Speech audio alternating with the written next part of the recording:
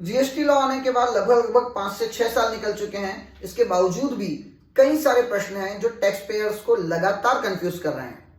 जैसे एक प्रश्न जो बार बार मेरे सामने आता है, क्या कोई टैक्स पेयर कार परचेस करने पर लगने वाले जीएसटी का इनपुट टैक्स क्रेडिट ले सकता है? देखिए, इस प्रश्न का जवाब मैं हाँ या ना में नहीं देना चाहूंगा। सिंपल सा, हम लोग जीएसटी एक्ट CGST एक्ट 2017 के सेक्शन नंबर 17 सबसेक्शन 5 की तरफ यदि चलें तो वो सेक्शन ब्लॉक्ड क्रेडिट के बारे में बात करता है।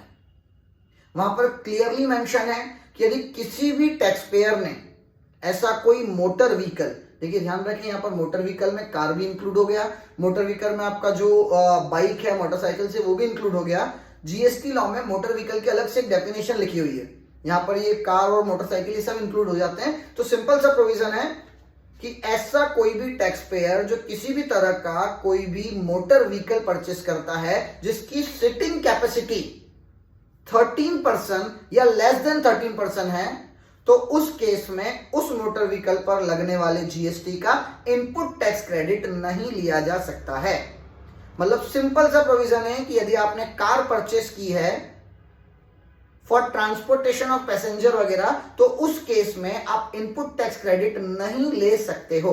हाँ, यदि आपने कोई ऐसा मोटर व्हीकल परचेस किया है जिसकी सिटिंग कैपेसिटी मोर देन 13 है, 13 से ज्यादा है, तो आप इनपुट टैक्स क्रेडिट ले सकते हो। मतलब इस बेसिक प्रोविजन के बारे में बात करें तो यदि किसी व्यक्ति ने 15 सीटर बस परचेस की है तो क्या वो उसका इनपुट टैक्स क्रेडिट ले सकता है? तो इसका जवाब है हाँ, वो उसका इनपुट टैक्स क्रेडिट ले सकता है।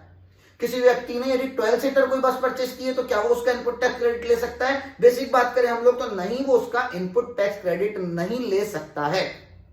फिर वापस से टैक्स पेयर का प्रश्न आता है कि हम तो इस व्हीकल को बिजनेस में यूज करने वाले हैं। देखिए, इससे कोई फर्क नहीं पड़ता है कि आप उस कार को बिजनेस में यूज करने वाले हैं या आप उस कार को पर्सनल यूज में लेने वाले हैं। जीएसटी लॉ की बात करें तो ये जो सिटिंग कैपेसिटी 13 या लेस देन 13 वाली बात की है, उस केस में आप यहां पर इसका इनपुट टैक्स क्रेडिट नहीं ले सकते हैं।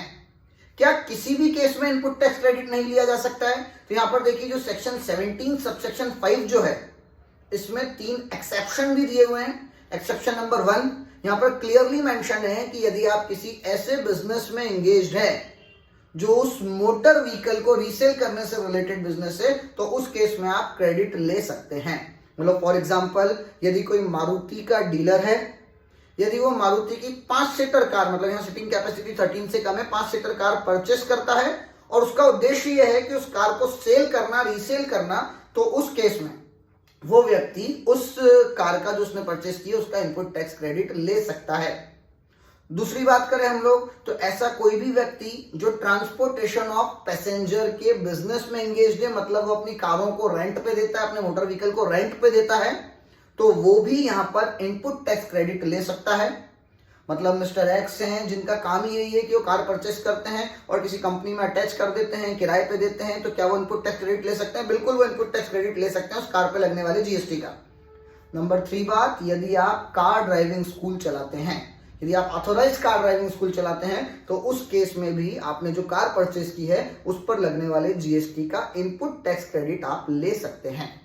इन 3 एक्सेप्शन को यदि हम लोग इग्नोर कर दें तो इसके अलावा एक भी केस ऐसा नहीं है जिसमें हम इनपुट टैक्स क्रेडिट आपके मोटर व्हीकल पे जो लगने वाला जीएसटी है उसका ले सकें। एक और इंपॉर्टेंट बात है, आप उस मोटर व्हीकल पे लगने वाले जीएसटी का इनपुट टैक्स क्रेडिट तो नहीं ले सकते हैं, साथ के साथ उसके इंश्योरेंस पे, उसके रिपेयर पे, उसके मेंटेनेंस पे, उसकी सर्विसिंग पे लगने वाले जीएसटी का भी इनपुट टैक्स क्रेडिट आप नहीं ले सकते हैं।